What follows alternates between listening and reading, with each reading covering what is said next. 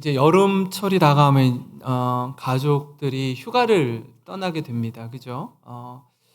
뭐 국내 여행뿐 아니라 이제 해외 여행을 가시는 분들도 계시는데 보통 여행을 갈 때 둘 중 하나의 여행을 선택하게 됩니다.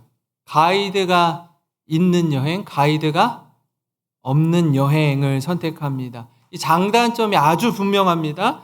가이드가 있는 여행은 공항에 딱 도착해서 이 깃발든 가이드를 찾으면 돼요. 그래서 여기 누구 어디 영생교회에서 오신 분 그러면 이제 쪼르르 가가지고 거기서 딱 기다리고 있다가 필요한 서류들 나눠주고 가이드 따라서 계속 여행을 하면은 굉장히 편합니다. 처음 가는 낯선 곳이어도요 전혀 두려울 게 없습니다. 언어가 다르고 문화가 다르고 음식이 달라도 걱정할 게 없어요. 왜냐하면 가이드가 알아서 다 통역해주고 그 나라의 도시의 역사에 대해서도 전부 다 기가 막히게 설명해 줍니다. 음식도 걱정할 게 없어요. 한국 사람이 가장 무난하게 먹을 수 있는 검증된 식당으로 가서 마음껏 드시라고 안내해 줍니다. 그래서 짧은 여행 중에도 그곳에 가면 꼭 봐야 할 곳을 아주 알차게 가이드를 해줍니다. 가이드가 없는 여행을 가려면 이렇게 제가 몇 번 여행을 가보니까 이런 경우는 가이드가 없어도 되겠더라고요. 그곳에 한 번, 두 번 정도 가본 경우. 처음이 아니라 이곳에 한 두 번째입니다, 세 번째입니다 할 때는 가이드가 없어도 좋습니다. 왜냐하면 가봤거든요. 좀 눈에 익습니다. 낯설지 않아요. 교통이나 숙박이나 음식 등 이게 어디가 좋은지 이미 어느 정도 정보를 가지고 있어요. 시간 사용도 자유롭고요. 이전 경험과 함께 또 인터넷으로 검색해보면 이제 눈에 익기 때문에 금방 검색하기도 쉽고 또 여행을 안 갔던 곳, 가보지 않은 곳에 여행하기 아주 안성맞춤입니다. 내가 꼭 가보고 싶은 곳만 선택해서 갈 수도 있고 비용도 어느 정도 절약할 수 있습니다.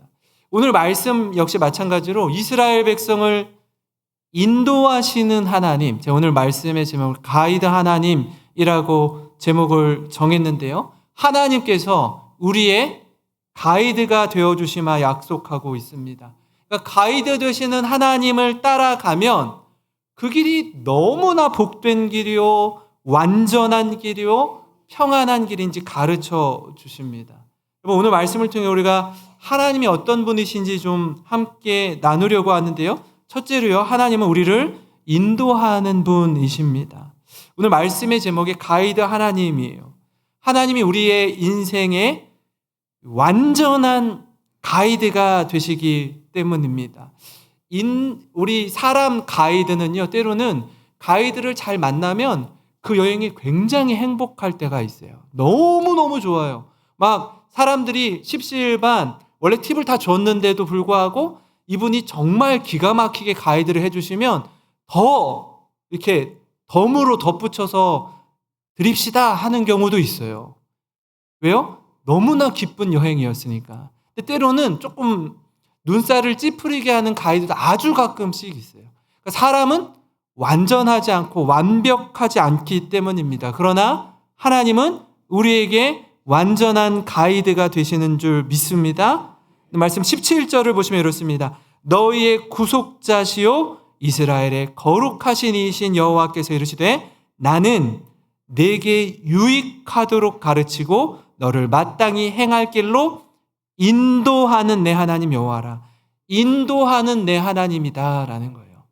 가이드가 되어주신대요. 우리의 유익을 위해 인도해 주신다라는 겁니다. 여러분, 이게 얼마나 감사한 일인지 몰라요. 우리가 여행하면서 좋은 가이드를 만나면 너무 좋습니다. 이제 눈살을 찌푸리게 하는 가이드가 가끔씩 있다고 했어요. 이분들은 약간 의도적으로 뭔가를 사도록 강요해요. 그죠? 이렇게 끌고 다니는데 계속 뭔가 이렇게 판매하는 곳. 그 있잖아요. 그 나라 사람들은 안 가. 여행객들만 가는 그런 판매하는 데 있잖아요. 거기로 이렇게 데려가요. 그죠? 그 자꾸 그렇게 보라는 거예요. 그래서 제가 하도 많이 다녀서 내가 이를 악물고 마음에 다짐을 하죠. 나는 절대로 저거 들어가서 어떤 물건도 사지 아니하리라는 그 마음에 굳은 결심과 각오를 하고 딱 들어가요. 근데 들어가는데 그 안에서 막 뭔가 설명하잖아요. 그죠? 귀에 쏙쏙 들어와요. 막, 저거를 안 사면은 막 안 될 것 같은 마음 막 있는 거예요. 그죠? 그래서 막, 저도 주세요. 막, 저도 주세요. 이거 우리 부모님 갖다, 이거 뭐, 말뼈 가루라고 하는데, 뭐, 이거 막 이런 거 뭐 주세요. 막 하다가, 이렇게 나올 때 되면 그게 어느 손인가, 내 손에 그게 들려있는 거, 갑자기. 그럴 때 있지 않으세요? 막, 난 절대 안 살 거야. 뭐, 가져봤자 했는데 안 돼. 이런 경우 있는데, 그게 손에 어느 순간 있는 거예요. 말을요, 영혼을 쏙 빼가요. 그죠? 기가 막힙니다. 이게 몇 번 반복되면 계획하지 않은 지출이 커져요. 그래서 한국에 와서 정신 차리고 보면 이거 안 사도 되는 거 샀어요. 자, 한번 이런 적이 있어요. 저랑 아내는 이제 알기 때문에 안 사려고 갔단 말이에요. 근데 이분들이 누구를 공략하냐면 저희 애들을 공략하더라고요. 이거 맛있지? 이거 먹어봐. 아빠 왜 다른 사람 다 사는데 좀 쪽팔리게 왜 안 사냐고. 왜 우리만 안 사냐. 이거 사야 되는 거 아니냐고. 저희 아들이 저기 있는데 막 하는 거예요. 그러면 얼마나 막 아들아 이게 말이지 막 설명할 수가 없어. 사야 돼 어쨌든. 힘들어요. 힘들어. 근데 오늘 우리 하나님은요. 우리의 유익을 위해서 마땅히 행할 길로 가르치고 인도해 주신다라고 말씀하고 있어요. 빙빙 돌아가지 않아도 돼요. 이 길로 가면 유익한 길이요, 마땅히 행할 길이요, 복된 길임을 깨닫는 줄 믿습니다. 사랑하는 성도 여러분, 하나님은 우리를 인도하시는 분이세요. 불완전한 가이드가 아니라 완전한 가이드가 되어 주십니다. 걱정하지 않아도 돼요. 계속 물건 파는 곳에 데리고 다니면서 강매하도록 인도하지 않으셔요. 우리의 유익과 우리가 반드시 가야 할 길로 인도하신다고요. 그 하나님을 신뢰하며 주님의 인도하심을 따라 살아가는 우리 모든 성도님 되시길 주님의 이름으로 축원합니다. 그런가 하면요, 인도함을 따라 살 때 누리는 복이 있어요. 복. 어떤 복이냐면 도우시고 채우시는 은혜를 누리게 됩니다. 여러분, 이 은혜가 우리의 가슴을 얼마나 가슴 뛰게 하고 넘치는 감사로 이어지게 하는지 모릅니다. 이걸 몰라요. 이스라엘 백성들이 이렇게 하나님이 말씀해 주심에도 불구하고 하나님의 인도함을 거절하는 거예요. 하나님, 나는요, 제가 가고 싶은 길로 가겠습니다. 제가 하고 싶은 대로 좀 살아볼게요. 그래서 정작 누려야 할 것들을 누리지 못하는 그런 어리석음을 범했습니다. 18절, 19절에 너희가 이랬으면 정말 좋았는데 하면서 이렇게 말하는데, 쉬운 말 성경으로 보면 이렇습니다.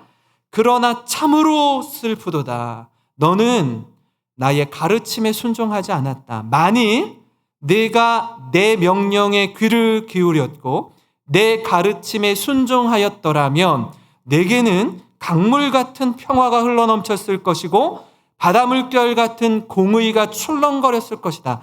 내 자손들이 해변의 모래처럼 많아졌을 것이고 내 몸에서 태어난 자손들도 바닷가의 모래알갱이처럼 엄청나게 불어나서 그들의 이름이 결코 내 앞에서 끊어지거나 사라지는 일이 없었을 것이다. 하나님 이렇게 말씀하셔요. 얘들아, 너무 가슴이 아파. 너희가 왜 내 말에 순종하지 않니? 왜 가르침에 순종하지 않니? 귀를 기울였으면 강물 같은 평화가 흘러넘치고 바다 물결 같은 공의가 출렁이고 해변의 모래처럼 너희 자손들이 많았을 텐데 왜 말을 안 듣니? 얼마나 안타까워서 하시는 말씀이에요. 들었더라면, 그랬더라면 얼마나 좋았을지 말씀하는 겁니다.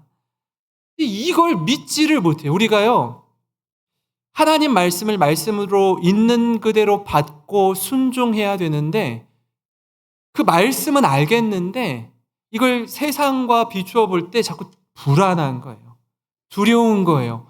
불공정하고 불합리한 세상에서 이 말씀을 따라 사는 게 정말 내게 유익할까? 이 손해보는 거 아닐까? 내 믿지는 장사하는 거 아닐까? 이 두려움이 있는 거예요. 그래서 순종을 못한 거거든요. 순종했다면 자손들이 해변에 모래처럼 많아졌을 거라고 얘기해요. 이걸 놓치는 거예요. 이 복을 놓쳐버리는 겁니다. 마치 오늘날 대한민국의 모습 같기도 합니다. 전에는요, 어려워도 힘들어도 전쟁 중에도 참 많은 자녀를 낳아서 양육했습니다. 저는 몰랐어요. 58년 개띠 많이 계시죠? 지금 몇 세시죠? 58년이면?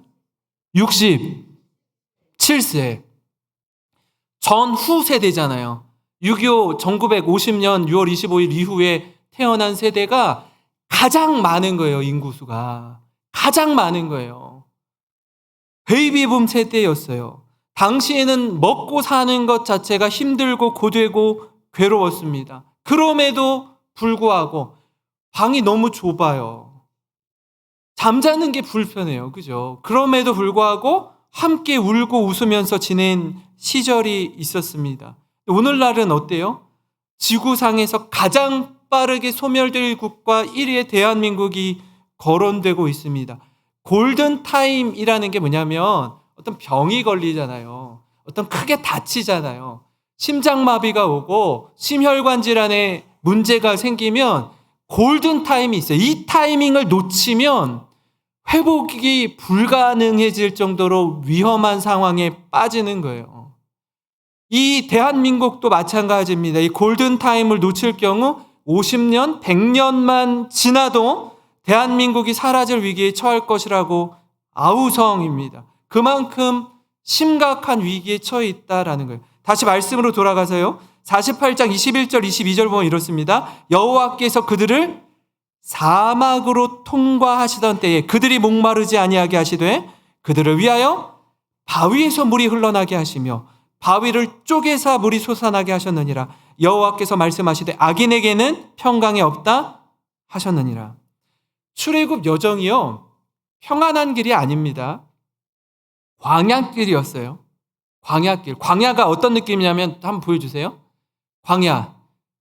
광야가 저런 데가 광야예요. 뭐 나무가 조금 있긴 있는 것 같은데 거의 사막 비슷한 겁니다. 낮에는요, 기온이 40도를 넘나듭니다. 밤에는 영하로 기온이 뚝 떨어져요. 마실 물이 없어요. 먹을 것이 없습니다.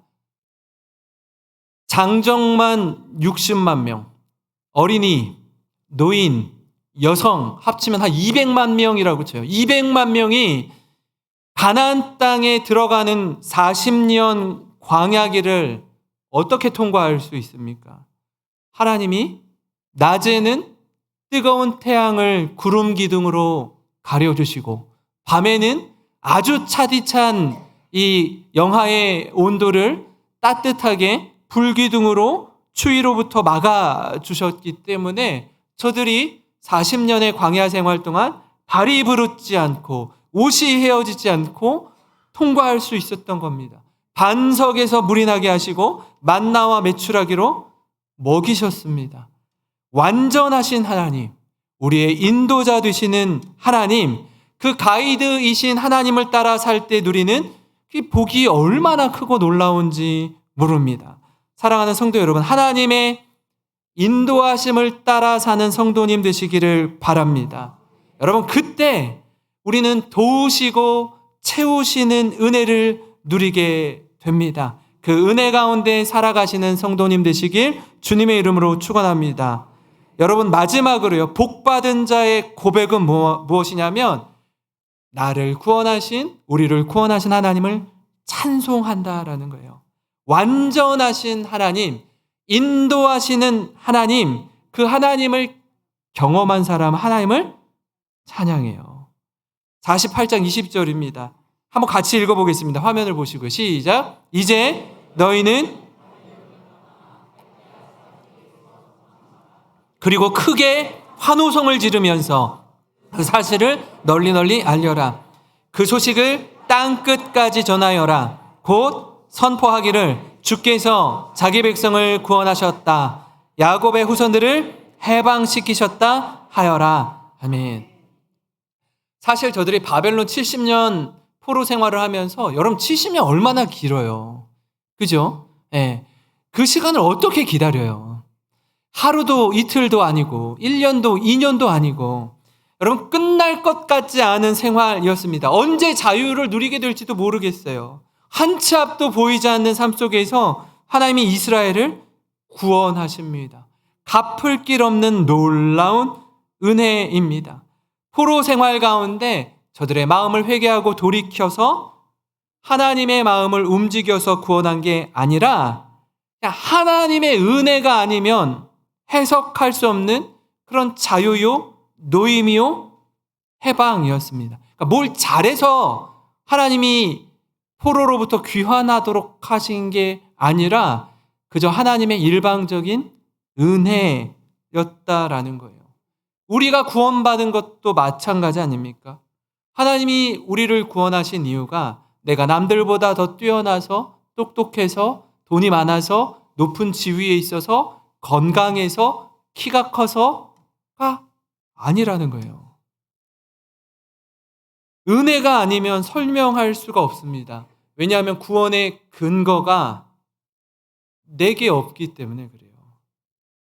내가 뭘 잘해서 좀 달라서 구원받은 게 아닙니다. 자랑할 수가 없어요. 나의 자랑은 오직 주님뿐이고 하나님이 나를 구원하셨습니다. 그 나를 구원하신 하나님을 찬양합니다. 이 고백이 분명한 겁니다. 이 은혜를 아는 자의 고백은요, 하나님을 찬양하지 않을 수가 없어요. 사랑하는 성도 여러분, 이 자리에 계신 모든 성도님들은 이 은혜를 받고 누린 자인 줄 믿습니다. 그렇기에 우리가 할 수 있는 평생의 고백, 하나님 찬양합니다. 나를 구원하신 하나님 감사합니다. 고맙습니다. 이 신뢰가 분명한 우리가 되었으면 좋겠습니다. 제가 다음 주 설교 제목을 여기 위에 뭐라고 써 있죠? 그리 아니하실지라도로 잡았어요. 그 하나님을 신뢰하기에 혹 내 뜻과 내 생각과 하나님의 뜻이 다를지라도, 그리 아니하실지라도 나는 하나님을 온전히 끝까지 신뢰하겠습니다. 그 믿음의 길을 아름답게 걸어가시는 모든 성도님 되시길 주님의 이름으로 축원합니다.